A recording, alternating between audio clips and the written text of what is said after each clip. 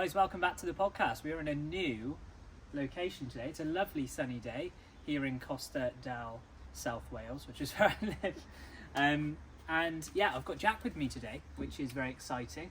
Now, Jack, you were on the podcast the second and third episode, I believe. Yeah. Yeah. Quite some time ago. I know. Yeah. So yeah, it's been a little while, and I have a shocking confession to make. I know, a bit of suspense.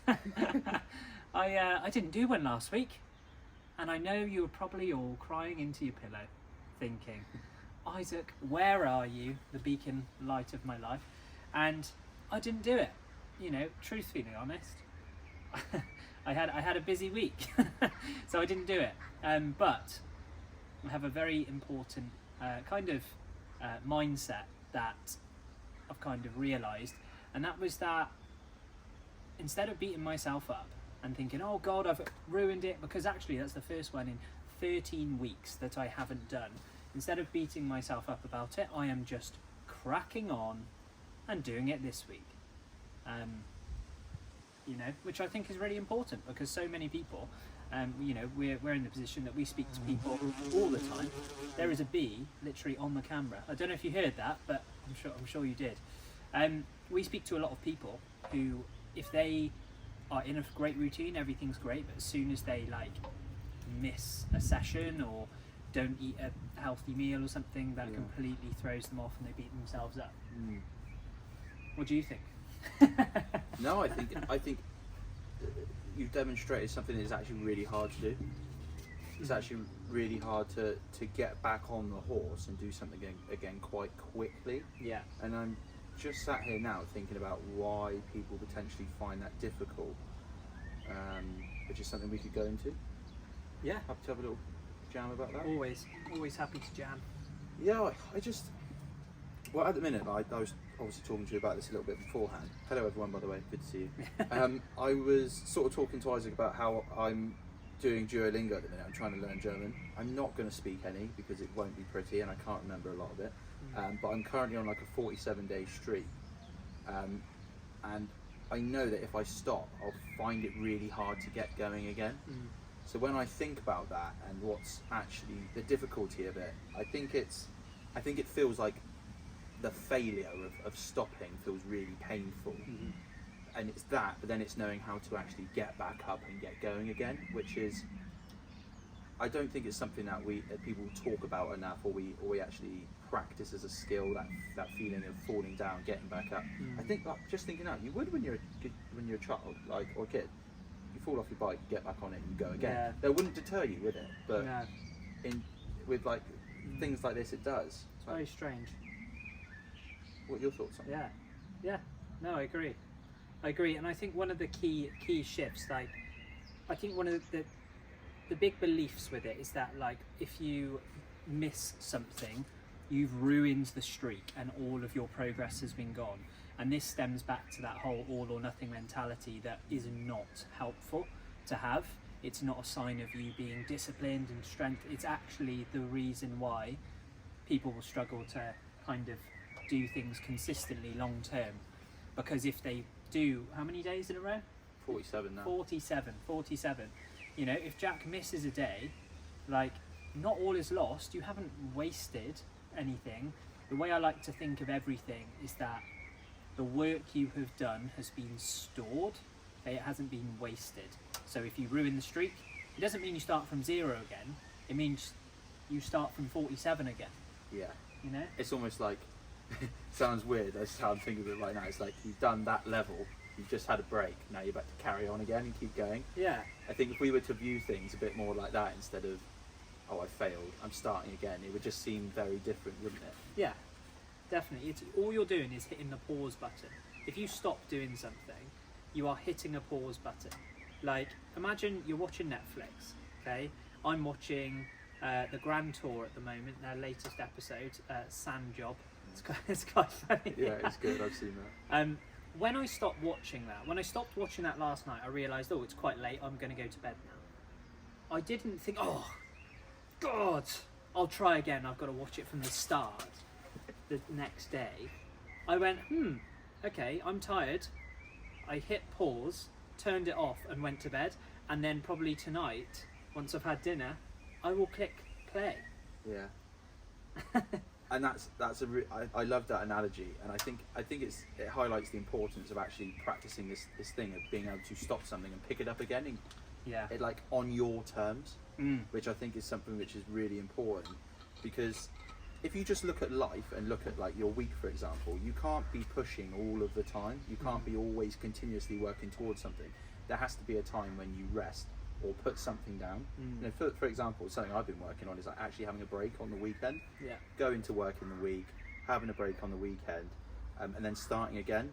But if I had that mentality of, oh, I've worked hard for a week, then I've had a break on the weekend, oh, I've stopped, I can't get going again, I wouldn't ever get anywhere. Yeah. Because you've got to build up that consistency, haven't you? And Yeah. the ability to stop and start. So Yeah. I actually think if more people practice that ability to do Yeah. it, you know, people would find a lot more peace with themselves, and they'd find the whole journey a lot better.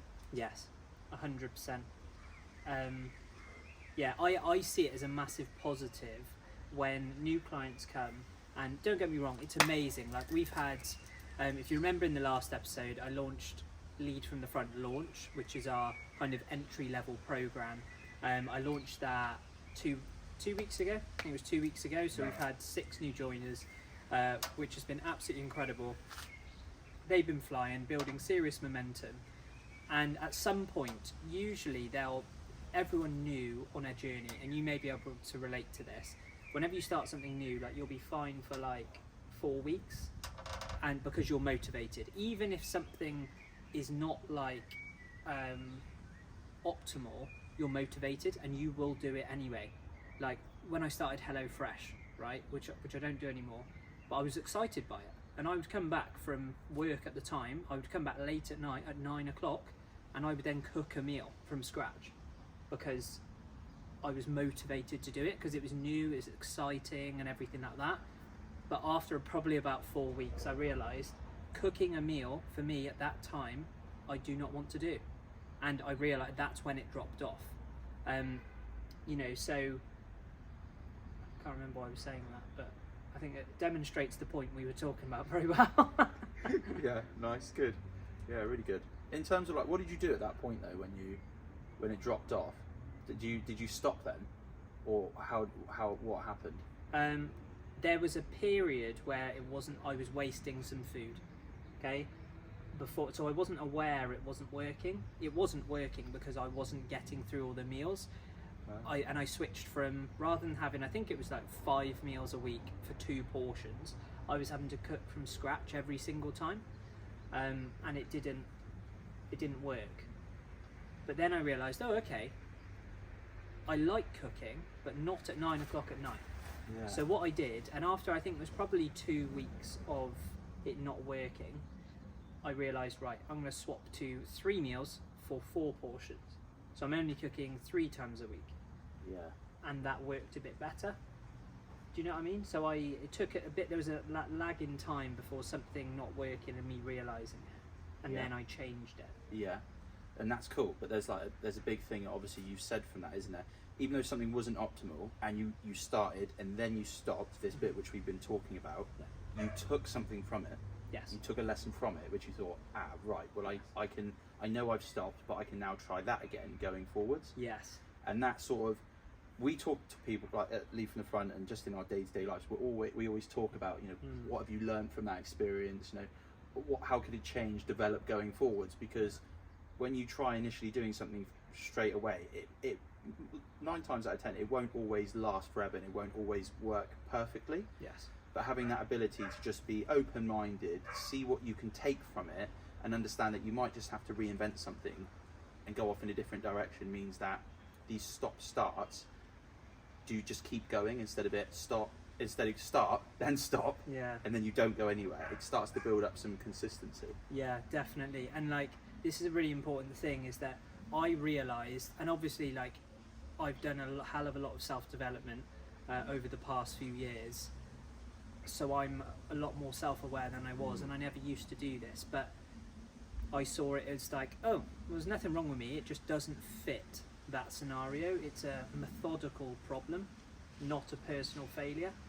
So I just changed the approach, and this is a really key thing that so many of our clients beliefs are that if they fail at something, and especially before they start working with us, it is a personal failure. Yeah. Whereas it's not, it's actually just a problem with your approach, and that is it. Yeah. Yeah, and you were saying a nice thing actually earlier on about being a scientist when it comes to these things, and just feel like you're just testing something out to see what happens. And I think just by having that approach of like being a scientist, you're just trialing something, it means that it just brings down the expectations of it all. Yeah. Because obviously when you're, obviously depending where you're at, but if you're at the very start of trying these things, you don't need the big pressure, you don't need all these crazy mindsets in order to elevate yourself to the highest performing version of yourself. Yes. It just needs to be nice ways of viewing things in order to make it more easy to do, essentially. Yeah, 100%.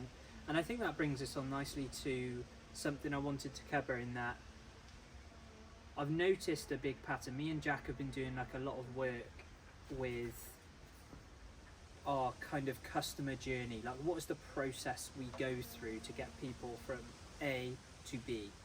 And I've, especially through this Lead from the Front launch program, I've noticed every single new client who has joined Lead from the Front launch struggled with 3 things, and there were 3 focus areas for every single one of them. And the stage 1 in this journey is all about building structure and routine. Okay, you will, when you start a journey or on your health and fitness, you will have no structure. Kind of, you won't know what to do, you won't have any momentum built or anything like that. And that's the first thing, is just creating structure and routine. And the 3 things that I have helped people with, every single one of them needed to start here, was, sorry, I always get like that when I talk. I don't know what it is. I like swallow air or something. At least I don't do a massive belch. Yeah, I think it's okay. Is personal management and like diary management. Like, every single person I asked, do you currently have a weekly plan that you can visually see that you go to every week to plan your week? No. All 6 of them said that.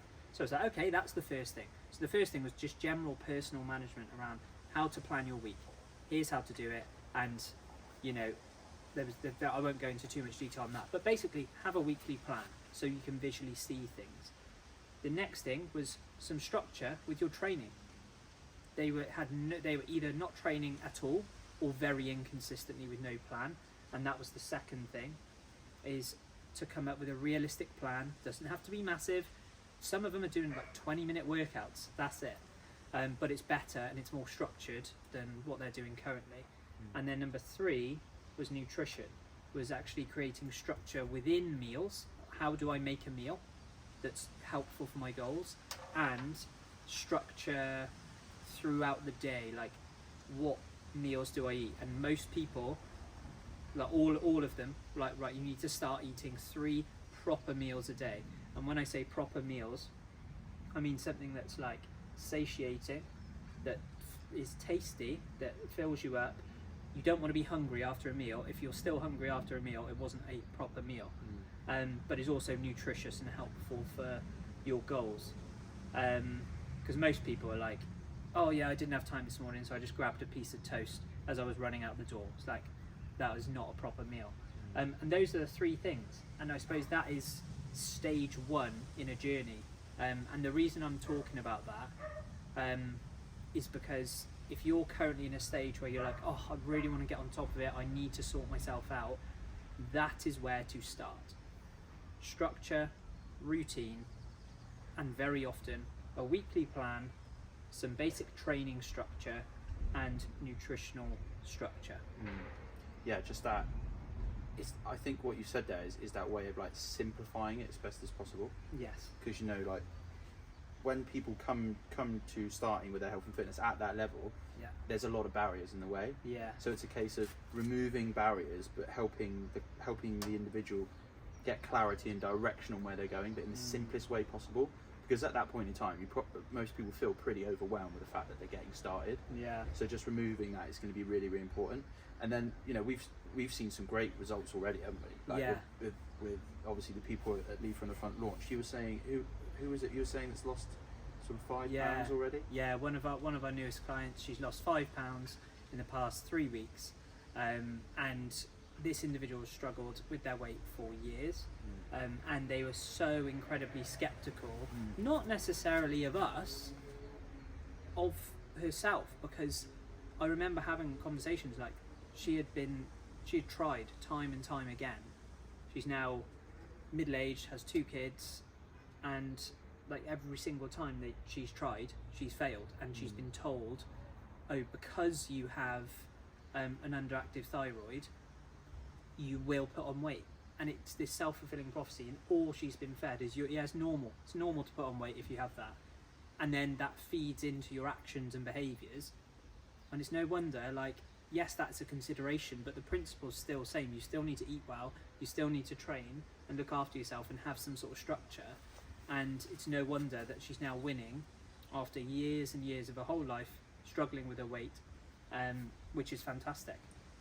Yeah, and I think that comes from just highlighting the things that you said, those 3 important things. Like, it's just stripped everything right back.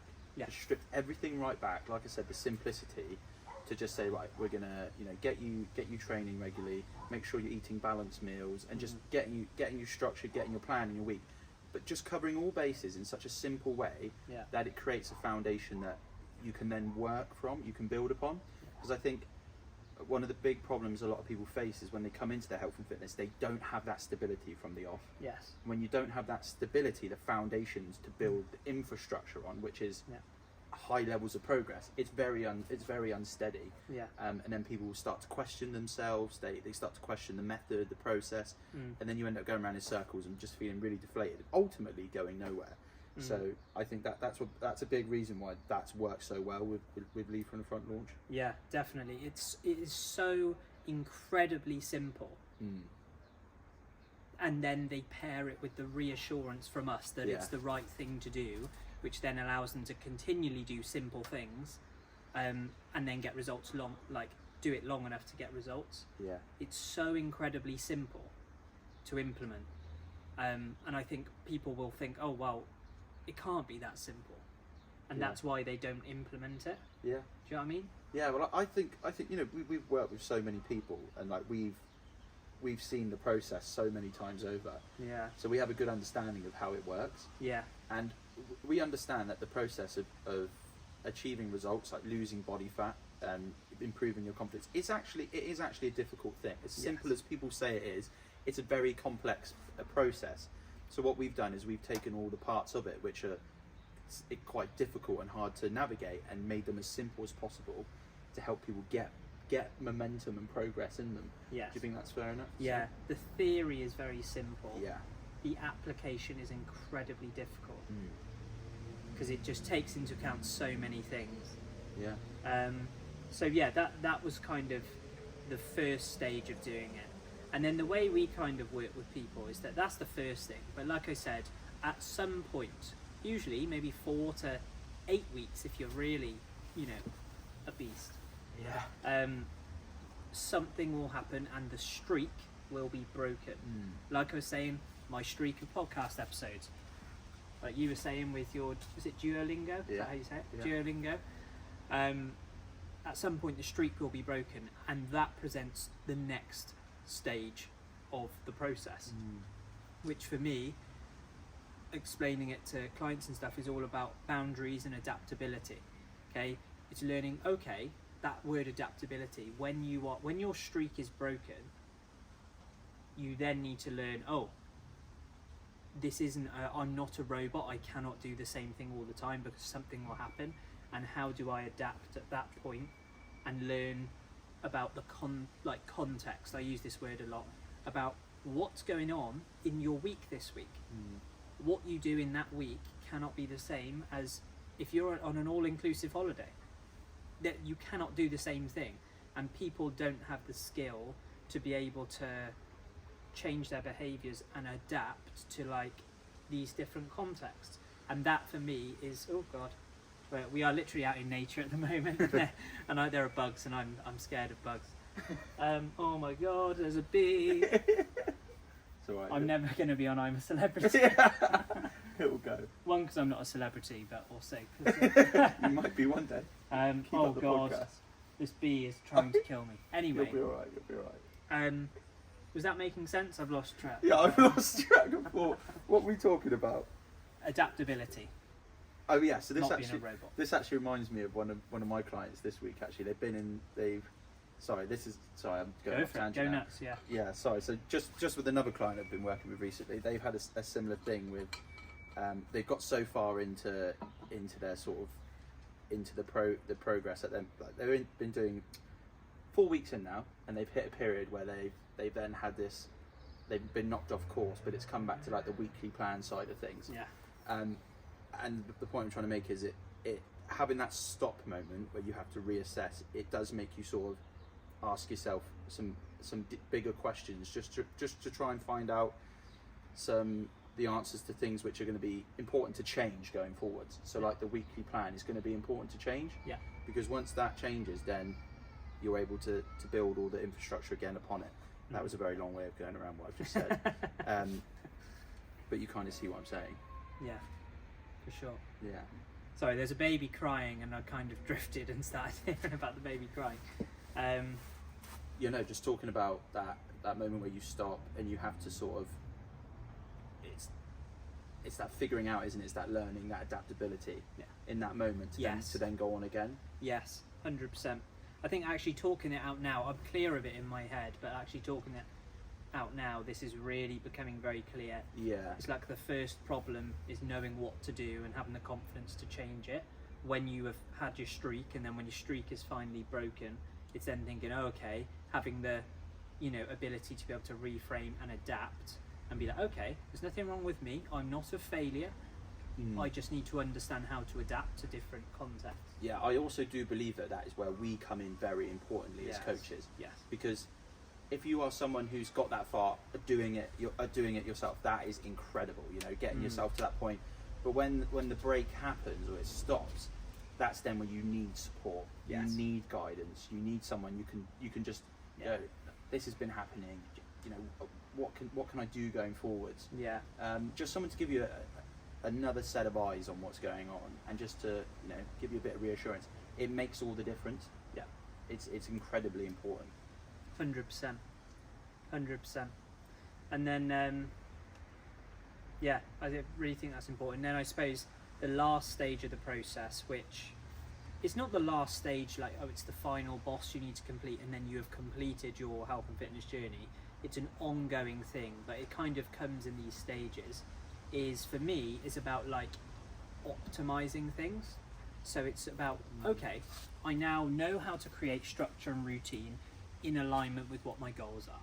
Okay, whether it's health and fitness, whether it's work related stuff, whatever it is that you'll focus on is stage 2 is like, okay, I now understand how I can adapt to different contexts and keep on track all the time, regardless of like what's going on in my life. Now I understand that, it's thinking, right, how do I really maximize the results that I'm getting? And this comes from looking at details more. Okay, with your nutrition, there's more specifics to look into. With your training, there's more specifics to look into. Because by this point, you've been training for like a long time and looking after yourself for a longer period of time. When it comes to work tasks and planning, it's all about learning how to use leverage, so that, like the HelloFresh example I used earlier, rather than me cooking 5 times a week and only getting one meal, the meal I'm eating, I changed it to actually I'm only going to cook 3 times a week, but I'm actually getting more meals that sorts me out for the next day. And that is leverage. So you learn how to optimize and maximize the effectiveness of what you're doing to kind of really kind of skyrocket your results. Yeah, I like to think it is like something you've always said is like sharpening the blade sort of thing. Like as time goes on, you do need to upgrade and upskill, because what the sort of what you've been used to, or the environment you've been in, or just the level you've been at, eventually you will start to outgrow it. Yeah. Therefore, you need to upgrade to then go on to the next level. Yeah. You know the saying, the language that is, or the knowledge that has got you to where you are is not going to take you to where you need to go. Yeah. That sort of thing applies, but not just with your level of thinking, but the way you behave, the way you act, your beliefs, all that sort of stuff. So that optimization level is critically important to then even take you on into the future, and then to allow you to be able to sustain what you've already achieved. Yeah. Because that's the big part of it, isn't it? Definitely.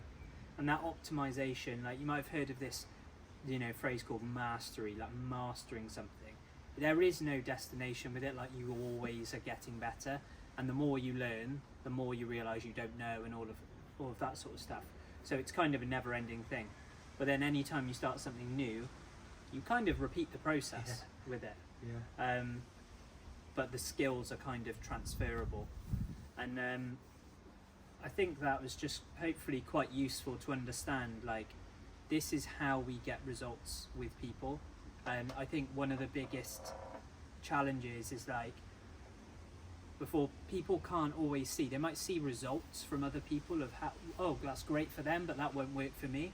But hopefully us actually explaining the process of how we do it, that is how we get results, and the 3-stage process, hopefully, hiccups again, that allows you to believe in, kind of buy into the ideas as to how we do things. Yeah, I think I don't have a lot more to say really, apart from I think that it makes a lot of sense, and it's just a pathway, isn't it, that's created to help people get to where they need to go. Yeah. Because ultimately that's what is most important for us, is getting each and every person that works with us to their destination. Yeah. To make it as simple as possible, as easy as possible, but to make sure they're getting the most out of it throughout as well. Yeah. So, 100%. Yeah. So guys, hopefully, apologies the audio on that. There are obviously a few raw and natural sounds on there, a few meltdowns as well. But hopefully you found that episode useful, and I hope you could hear it. I hope the audio is okay. I will get microphones at some point. But yeah, thank you for tuning in, and I'll see you next week for the next episode. Thank you, Mr. Jack, for being present and adding your expertise. thank you for having me. All good. It's a pleasure. Guys, thanks for tuning in, and we'll see you in the next episode.